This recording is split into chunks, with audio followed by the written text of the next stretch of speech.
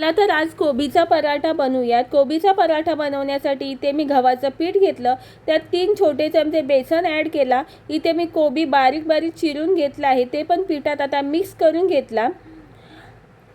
आता लाल मसाला टाकला, थोडीशी हळद टाकली, थोडासा चाट मसाला टाकला, चवीपुरता मीठ टाकलं, थोडासा ओवा टाकला, थोडासा जिरं टाकलं।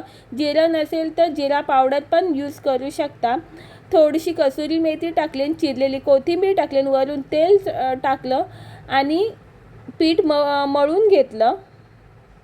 आता पीठ मळून झाल्यावर पिठाचे छोटे छोटे गोळे बनवून घेतले आणि एकसारखे लाटून घेतले सर्व।